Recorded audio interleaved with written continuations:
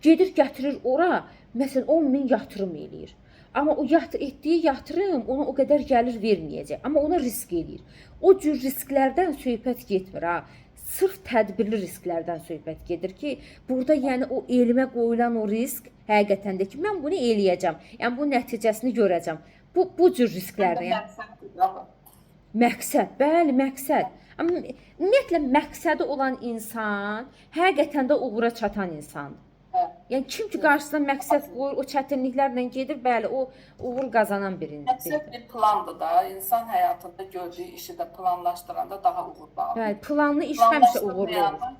Bəli, planlaşdırılmış iş uğurlu nəticənin başlanğıcıdır. Belə müəllimə, keçək İradə müəllimə, meyarları, qiymətləndirmə meyarlarını nəyə əsasən müəyyən edirik? Qiymətləndirmə meyarlarını təlim nəticəsinə əsasən belə deyək də uyğunlaşdırıb hazırlayırıq. Təlim nəticəsi də bildiyimiz kimi alt standartdan çıxarılır və qiymətləndirmə meyarları da mütləq buna uyğun olaraq hazırlanmalıdır. İxtisasınızla bağlı nələr oxuyursunuz müəllimə? İxtisasımla bağlı deməli biologiyaya aid, tədrisə aid kitablar oxuyuram.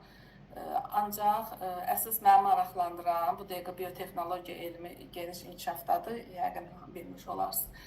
Deməli, ora kök hüceyrələrlə bağlı məqalələr var, onlarla daha çox maraqlanıram. Yeni, belə deyək də, elmi texnologiyalar, məsələn, hüceyrə mühəndisliyidir, xromosom mühəndisliyidir, bunların tətbiqidir, bunlarla bağlı maraqlı məqalələr oxumuşam. Beləcə də son bu bir il ərzində də test banklarından testlər, ABC, Camal Kərimovun testlərindən işləmişəm, Elşən Quliyevin testlərinə belə baxmışam, işləmişəm. Nə gözəl. Yəni, ixtisasımla bağlı belə. Deyə bilərsiniz müəllimə, yaxşı, yaxşı. Bəs yaxşı, bir valideyn var, övladını təhsildən uzaqlaşdırır. Siz müəllim olaraq necə münasibət göstərərsiniz? Birinci valideynlə səmimi münasibət qurmağa çalışaram, maraqlanaram ki, nəyə görə o övladını təhsildən uzaqlaşdırmaq istəyir və səbəbini aydınlaşdırdıqdan sonra baxaram, ciddi səbəb varsa, özüm də ona kömək eləməyə çalışaram. Məsələn, hansı ciddi səbəb ola bilər? Ola bilər ki, valideyn imkansızdır, məktəbə göndərməyə imkanı yoxdur. Müxtəlif səbəblərdən ola bilər bu. Və bunun içərisində ciddi səbəb varsa, əgər o valideyn çıxılmaz bir vəziyyətdədirsə, öz dəstəyimi kömək eləyə bilərəm.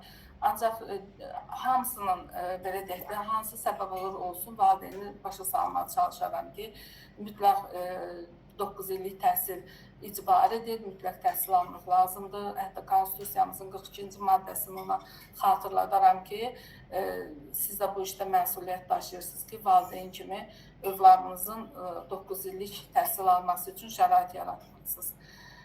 Yəni, təhsilin vacibliyini ona vurğulayım. Yox, gördüm ki, məsəl üçün, yenə deyirəm, səbəblər müxtəlif ola bilər. Valideyn, məsələn, şagirdi tutalım ki, başqa səbəblərə görə onun oxuma hüququnu əlindən alıb, müəyyən bir işə yönəldirmir və yaxud da bəzi ailələr var ki, 15 yaşı tamam olmamış qızların ailə qurmağa məcbur edirlər.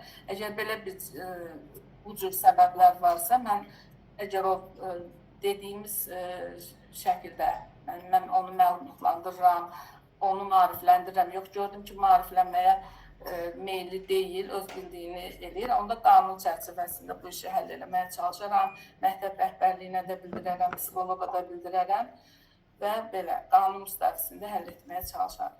Doğrudur müəllimə. Geniş şəkildə danışdınız müəllimə. Doğrudur. Bəs sizi ümumiyyətlə işinizdə motivasiya edən nədir? Məni işimdə motivasiya edən şagirdlərimin uğurudur. Bu mən elə əvvəldən biologiya elmi mən dediyim bir elm olub. Onsuz mən təqdimatımda da bunu xüsusi vurğulayacağam.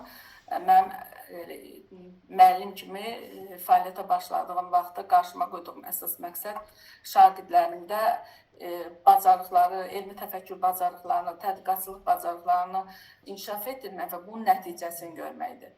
Mənim üçün əsas odur ki, şagirdlərin müsabiqələrdə onlar qalib olurlarsa, bu məni motivasiya edir.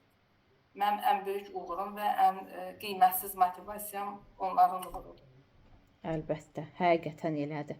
Şagirdlərin uğuru Bir böyük. müəllim üçün o şagirdlərinin uğurunu görmək ən böyük motivasiyadır.